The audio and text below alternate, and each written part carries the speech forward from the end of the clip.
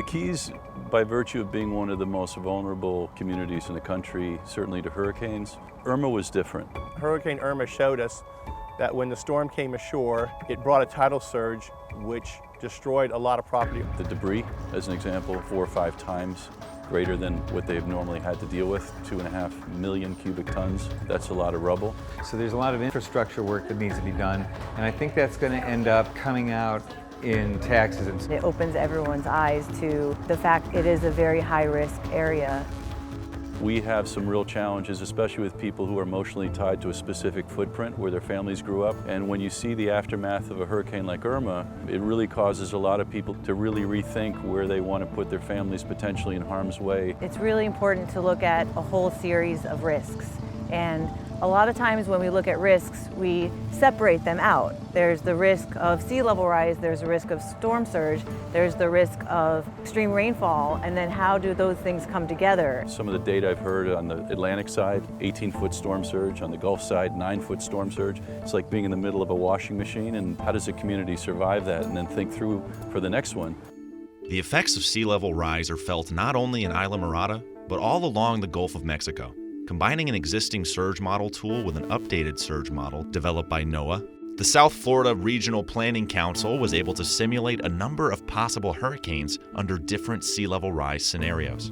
By including sea level rise projections for 2040 and 2060 into storm surge modeling efforts, these simulations showed the resulting amount of water that would flood Islamorada during future storms. These possible futures are integral for determining specific high-risk areas along the coast, as well as creating accurate evacuation zones, building codes, city emergency responses, and land use plans. In addition to modeling data, the Council conducted on-site infrastructure evaluations and interviews, incorporating local knowledge into the project report.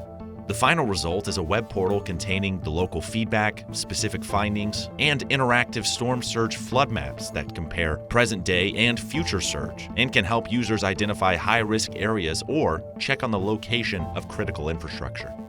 This project also made recommendations, including that new buildings be elevated higher than base flood elevation and a change in the high-risk area designation. Understanding the effects of sea level rise combined with storm surge is essential for communities across the Gulf to increase their resilience.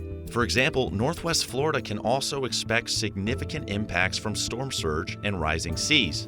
Future surge could cause over $11 billion worth of damage to Florida Panhandle homes. That's like putting over $110,000 on every seat of a football stadium. Along the pathway to resilience, reducing vulnerability requires filling the data gaps created by surge effects, similar to what was done in Islamorada. These data can be used to view projections of future surge under different sea level rise scenarios. Using the latest and most accurate tools to paint a fuller picture of present and future storm impacts will protect communities now and into the future. It's not enough to use historical data as a predictor of future impacts. New areas are impacted by storm surge and flooding as each year passes. Basing long-term planning on accurate long-term modeling will help coastal communities minimize hurricane impacts into the future. There are areas that are more resilient than others, so understanding the data and understanding where to fortify and where to develop. By knowing the risks, makes it so that we know where to target resilience efforts. We are interested in seeing how we can use these models to predict our future.